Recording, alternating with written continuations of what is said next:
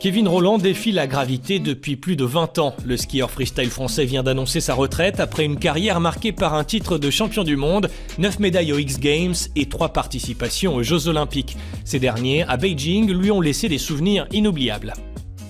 C'était des jeux magnifiques. Forcément, j'étais un peu émotif parce que par rapport à mon histoire personnelle, mais je retiens plein de choses. Je retiens des choses personnellement parce que c'est une compétition, comme je disais, émotionnellement qui s'est passé quelque chose, mais aussi le fait d'être porte-drapeau, d'avoir pu profiter des Jeux Olympiques de A à Z, du début jusqu'à la fin, contrairement aux autres éditions où j'étais venu juste pour ma compétition et rien d'autre.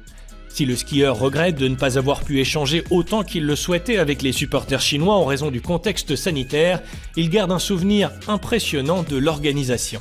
On avait peut-être un peu des a priori parce que c'est un pays qu'on connaissait pas forcément. Au final, tout était vraiment magnifique en termes d'infrastructure, en termes même d'organisation. Voilà, c'était bien millimétré pour que ça fonctionne. Ça, je peux leur tirer mon chapeau sur l'organisation. Ouais. Pour la première fois dans l'histoire des Jeux d'hiver, le big air de ski a fait son apparition, signe que les Chinois s'intéressent de plus en plus au sport extrême selon l'athlète, qui se souvient bien de la victoire de celle qui deviendra l'une des icônes de l'événement. La Chine, il commence de plus en plus à s'intéresser au sport extrême.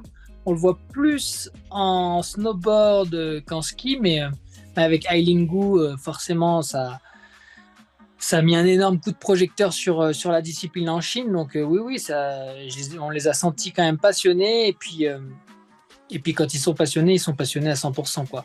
Donc c'est ça qui est intéressant. Et le peu qui était autorisé à venir encourager les athlètes, on les entendait, ils faisaient du bruit. L'athlète se dirige désormais vers de nouveaux défis et n'exclut pas de nouveaux projets en Chine si l'opportunité se présente.